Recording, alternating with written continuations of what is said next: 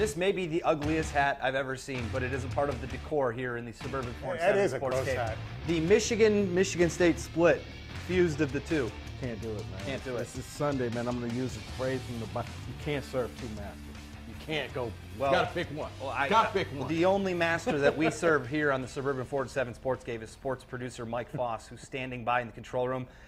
Tell us, oh sir, oh great overseer of the Twitterverse, what's going on over there, Mike? Yeah, we're a lot of discussion on Twitter with the Tigers of Verlander. We'll get to that in a minute, but I want to take a minute. We want to give a quick shout out to our good friend Tom Lydon, who of course has been in Boston for the last couple of months. He took home a Michigan Emmy last night for sports reporting, so we want to congratulate that for him. We still love him. Nice to see him out there last night. All right, let's get to the what the people are saying on Twitter. Talking about Justin Verlander, some of the good and the bad. Jason says, good to have you back, number 35. The old English D missed you. Hashtag fireballer. Hashtag that hook, though. Chris says, so happy to see Justin Verlander back on the mound. It's been too long. Hashtag return of the ace. Jeff says that 97 mile per hour isn't a positive. JV is never going to do that consistently again.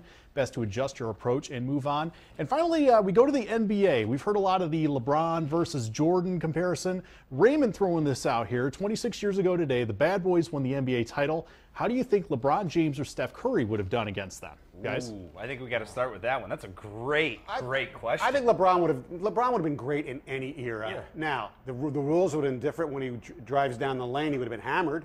Yeah. But he still would have scored his points. He would have adjusted. Yes. LeBron would have adjusted. Steph Curry, he's having a hard time with Dellavedova. Right. Sure. So what would you do if you had the entire Bad Boys beating up on you? Correct. Joe Dumars leaning on you. No, he's done. Dennis Rodman hitting if you come to the lane. Curry, no. LeBron's great in every era. I just saw the 30 for 30 on the Bad Boys the other day. It was running on ESPN2. Pretty sweet. What a great. If you haven't seen that, make sure you check that out. Let's go to Jeff's comment on Verlander hitting 97 miles an hour. He didn't do it. He didn't try to do it the whole time. Right. So I think, once in a while, if you can amp it up, great. But no, he's right. The fact that he can't do it all the time. But he should still try it once in a while. The fact that Verlander is taking that approach, though, Jeff, is that he is changing up his pitches. He is doing more of that placement type throwing and not trying to just blow the doors off. And that's really what he only could do when he first came into the league. You got to remember, a changeup only works if every now and then you throw a fastball in there. Other than that, you're throwing batting practice.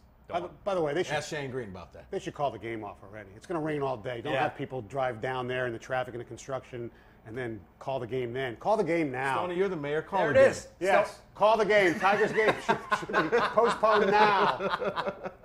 I wish that we had that type of power. Yes. This show will be on all day for the rest of the day. There, I'm saying that too. Well. Brad, yeah, you got something to do today? You're not gonna mow the lawn. It's gonna be raining all day. That's true. Yeah. All right. Brad Galley went one-on-one with the new Red Wings head coach, Jeff Blashill. We'll have that interview right after the break as the Suburban 4-7 Sports Cave rolls out.